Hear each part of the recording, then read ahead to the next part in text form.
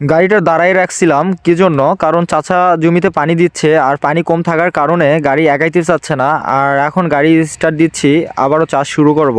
একটু পানি হইছে, এখন দেখা যাক চাষ হবে কি না, সেই আশায় আছি। তবে চাষ না হইলে আমার অনেকটাই লস যাবে, কারণ এই মাটিতে চাষ করে আমার কোনো লাভই থাকবে না। যে পরিমাণ তেল খরচ হচ্ছে ওই মাটি চাষ করে, ওই তেলের টাকাটাই হবে না। এখন কিছু করার নাই। আর যেহেতু প্রতি বছরে তাদেরকে চাষ করে দেওয়া হয়, এই অনুরোধটা একতে যায় আমার ক্ষতি হয়ে যাচ্ছে।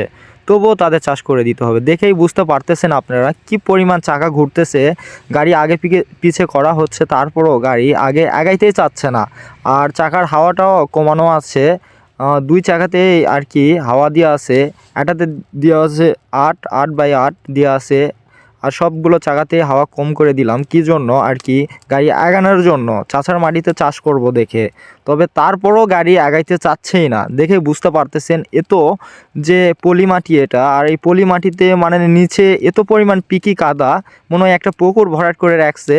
দেখে বুঝতে পারতেছেন গাড়ি আগাইতে চাচ্ছে না, মনে হয় পুকুর ভরাট করে রাখছে এরকম। গাড়ি টান দিলেই গাড়ি বসে যাচ্ছে। আর এই মাটিটা চাষ করে আমার মনে হয় লাভ হবে না। আর এই ভিডিওটা যদি আপনাদের ভালো লেগে থাকে, লাইক কমেন্ট করে দিয়ে ফলো দিয়ে পাশে থাকবেন। আর চাচার কি এরকম কাজ করাটা উচিত হয়েছে?